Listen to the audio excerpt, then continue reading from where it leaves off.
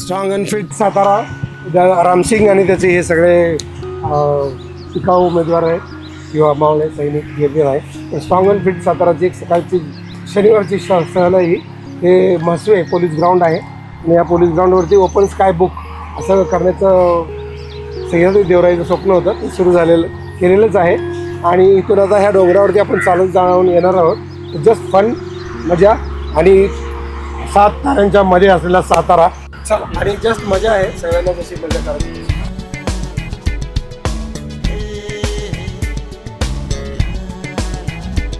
पण हे सगळे आता देशी वृक्ष आहेत, हे सगळे ह्या भागात लावले. असे वेगळे वेगळे प्रकार केलेत. तिकडे फुलपाखरू गार्डन केलं आहे, तिकडे बांबूचं केलं आहे, तिकडं पाम. इथं आता आपण ह्याला ठिबक सिंचन केलं आहे. वरती एक शेततळं केलं आहे. इथं काय पाण्याच्या टाक्या केल्या होत्या सुरुवातीला. हे 7-8 सालापासून इथं हे काम चाललं आहे आणि त्याच्यातनं मग हे वृक्ष वाढवून आता ह्या मातीची प्रत बदलते सगळी. हां, म्हणजे ह्याला खूप बाळासारखं जपले. 5-6 माणसं सतत काम करतात आणि इथं ओरिजिनल 1-2-4 झाडं आधी ओरिजिनल होती ती, बाकी ही सगळी लावलेली आहेत. हे विविध प्रकारचे आहेत. आता ह्याला QR कोड करायचा आहे. भारतातनं हा पिकनिक इकडे आल्या पाहिजेत अशी अपेक्षा आहे.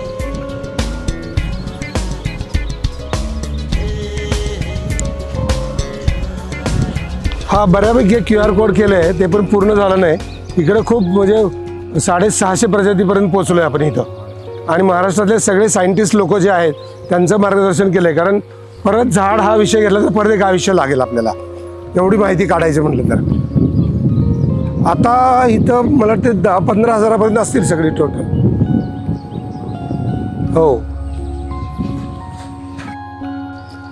पण इथं बघा हे ओरिजिनल बाबळीचं झाड होतं आणि त्याच्या बाजूला पिंपळाचं झाड. त्यावेळेला बाबळीचं झाड आणि ते दोन्ही छोटी होती. ते लक्षातच आलं नाही की ह्या दोघांचं परत भांडण होईल. ते जवळीक वाढली, मग आता त्याला बाबळीला काढून हे बघा सुगरणीने काय राजा हे बघितलं का, सुगरणीचा कोटा केलाय. आणि हे बाबळीचं तिकडे एक होतं ते पिंपळाला त्रास द्यायचं, मग त्याला कटिंग करत करत तिला इकडे वाढवली. आता हे सगळं घर इकडे एक कॉलनी उभी राहिली यांची आहे ना. हा हो, हे बघ आपला तो गोरक्षींचा आहे ना. हा राईट मेनवलेलं जे आहे ना ते हेच आहे. या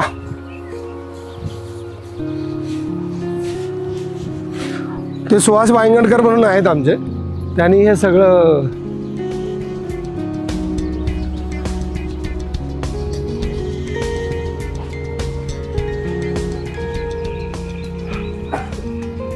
काय भारी झालेलं आहे. हा कसं ना इकडे काही नसतं ना. असा पुढच्या 10 वर्षात काय होईल मग. हा ऍक्च्युली ना हे बघ, अशा वरती 200 शिंदीची झाडं लावायची होती. ही 100 एकर जागा आहे. पोलिसांची गोळीबार मैदानात प्रॅक्टिस म्हणून त्यांचं काय करायचं होतं, पण ते आता होईल. पण कसं दिसेल ना असं वरनं गेलं, म्हणजे कास पठाराला पर्याय हा व्हायला पाहिजे.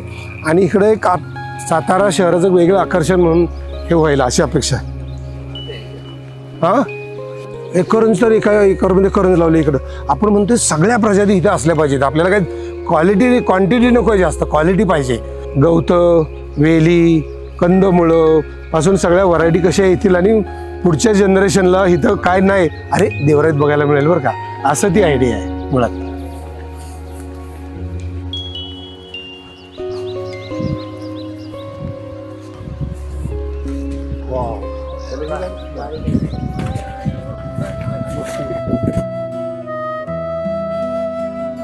प्रकाश होळकरची कविता आहे जगण्यावरती. तसे कालच तर सुरू झाला पावसाळा, कालच तर सुरू झाला पावसाळा आणि एका रात्रीत कशी तयार झाली वावरभर वारुळे. नुसत्याच शेणामातीच्या वासानं एवढी भुई पोखरून वर येत असेल का किड्यामुंग्यांची रांगच्या रांग. जगण्यासाठी सगळाच उतावळेपणा एकवटून येतो. मग पूर ओसरून गेला तरी उरात कशाचा तुंबारा दाटून राहतो. प्रकाश होळकर असं ते हे दादा हा म्हणलं ना एका रात्रीत कसं काय कुठून आला असेल.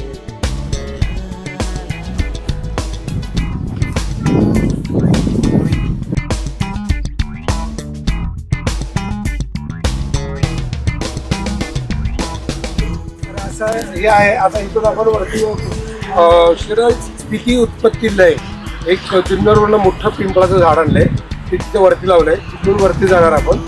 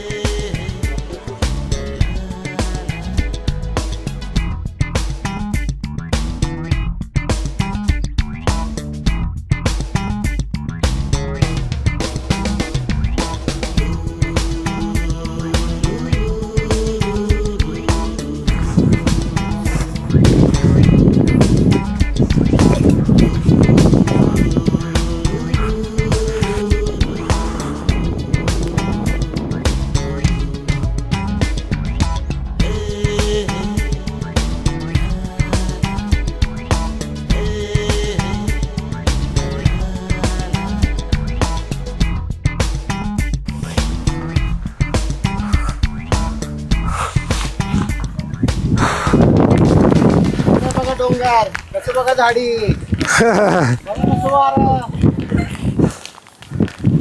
एक असं होतं की त्याचं ऑपरेशनच आहे ना एक प्रकारचं की पहिलं दरवेळेला शॉक खातं ना झाड आणि बाळ जसं आलं कसं ते शॉक खातं ना दुसऱ्या आईचं दुसरा टच झाला तरी तसं ह्याला पण दुसरा टच झाला तरी ते शॉक खातं ना. मग असं हळूहळू शॉक देत देत इथं आणून ते लावलं आणि मग किशोर ठाकूर जे आपले स्कल्पचरिस्ट आहेत त्यांनी इथं स्थिती उत्पत्ती लय असं एवढ्यातनं सुरुवात होतं आणि हळूहळू वाढत जातं. असं वाढत जाऊन परत असे स्कल्पचर तयार केलं आणि जगातलं मूळ झाड हे पिंपळ मानलं जातं ना.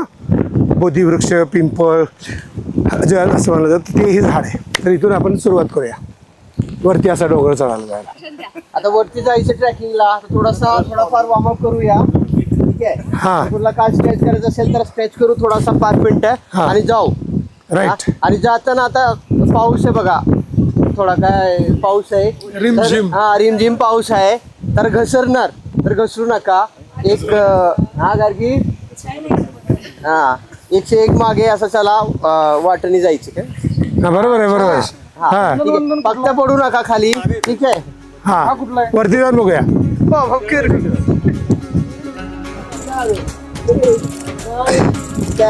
खाली जावा. स्ट्रेच करा. हॅमस्ट्रिंग काफ 1 2 3 4 5 6 7 8 9 स्ट्रेच करा. फर्स्ट हॅमस्ट्रिंग पुश फॉरवर्ड 1 2 3 4 5 6 7 वर जायचं असेल तर 5 बॅक किक स्वतःला का दुसऱ्याला. 1 2 3 4 5 6 7 8 9 10 jumping क्या go 7 8 9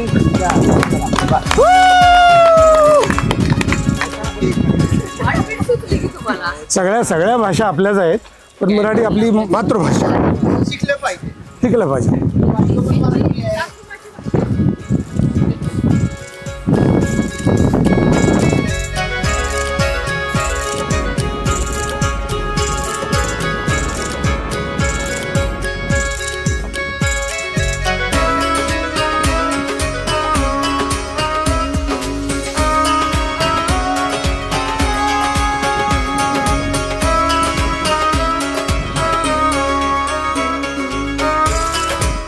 त्या रानात जाऊया त्या डोंगरात जाऊया. तिथे एक कोंब 2 कोंबच कोंब एक आपलं झाड त्याची तिथंच होणार वाढ. खरखरीत मायाळू कडा त्याला झाडाचा पडलाय वेढा. दगडाचं झाड विशाल त्यावर झाडाची एक मशाल.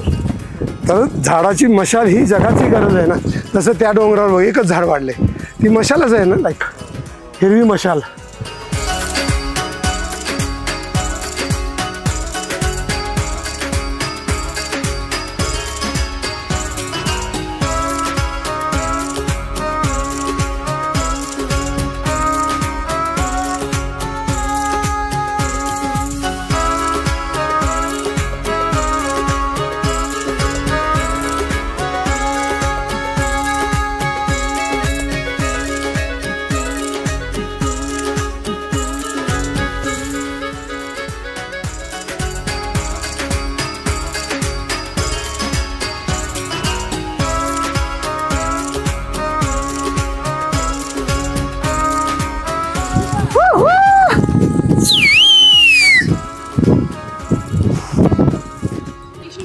हा हे बघ, हे आणि हे तसं वाढलेलं आहे नुसतं.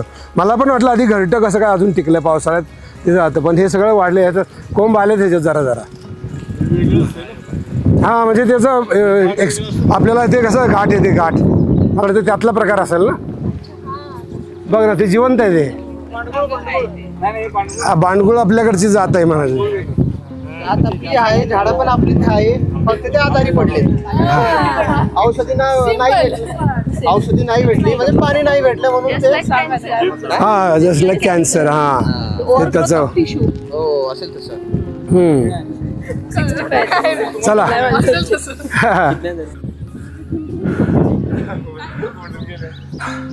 ते वरती एक वडाचं झाड आहे डोंगरावर अख्खं, ते खाली पाण्याची गुहा आहे. कल्याण डोंगर, कल्याण. हा ते वरती जे वडाचं झाड आहे, मला नेहमी येताना गाडीतनं दिसायचं. म्हणून हा डोंगर इतकं झाड कसं हवेल. त्याचा पत्ता काढला, शोधला, वरती जाऊन आलो. ते खाली पाणी पिणे आहे ना. पाणी असते कायम पाणी असते. जैन मंदिर पण झालं ना, जैन आणि दत्त दोन्ही.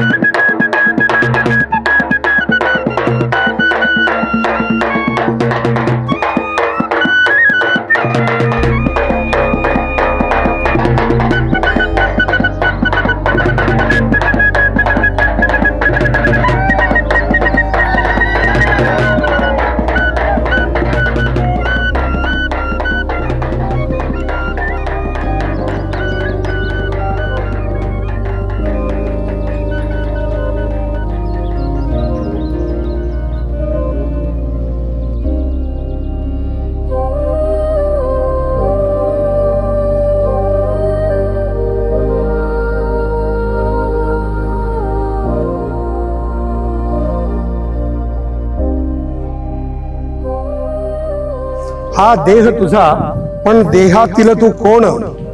हा देह तुझा पण देहातील तू कोण.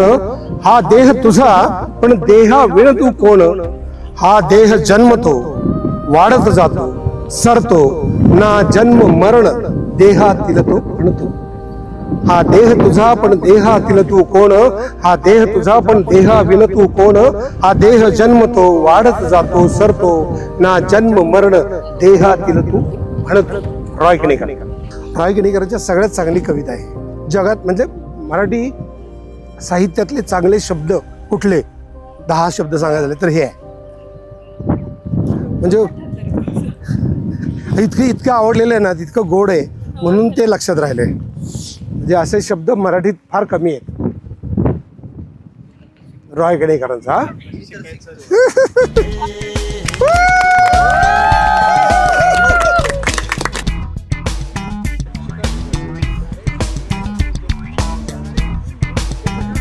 तर अशा रीतीनं strongest Satara, fittest Satara, Ramsingh and strong and fit सगळे स्ट्रॉंग अँड फिट ची ट्रिप आपली छोटीशी ट्रिप झालेली आहे. आणि हे आपलं वडाचं झाड आहे, हे हडपसरला एखादं काप तोडून टाकलं होतं, ते आपण 2022ला इथं आणून लावलं. आणि दरवर्षी 26 जानेवारीचा आपण वाढदिवस करतो. त्याच्या खाली सगळ्यांनी त्याला बाय बाय करूया टाळ्या वाजून. मस्त वाटली ट्रिप, खूप छान होते आणि खूप वेगवेगळ्या प्रकारची झाडं बघायला आली. खूप भारी वाटलं. कारण देवराई कन्सेप्ट आता नामशेष होत चालली, जी आपल्या पूर्वजांनी राबवली होती, झाडे जगवा झाडे जगवा. आणि सर हे सरांच्या इनिशिएटिव्ह जो घेतलाय ना तो खरंच खूप चांगला आहे. आणि लोकांनी आपल्याला 100 देवराया पूर्ण करायचे. अरे वा वा वा वा. तर ते त्यामुळे ते आपल्याला खरंच हे इनिशिएटिव्ह सपोर्ट केला पाहिजे या कॉजसाठी. बायोडायव्हर्सिटी जो प्रोजेक्ट आहे तर याच्यात एकाच जातीची अनेक प्रजाती, एकाच प्रजातीच्या अनेक जाती असे जे कन्सेप्ट आहेत तर ते म्हणजे आता इथं बांबूची झाडं आहेत तर बांबूचीच फक्त 8 ते 10 प्रजाती आहेत त्या लावलेल्या आहेत. पेरूची 10 जाती आहेत त्या तिथं लावलेल्या आहेत.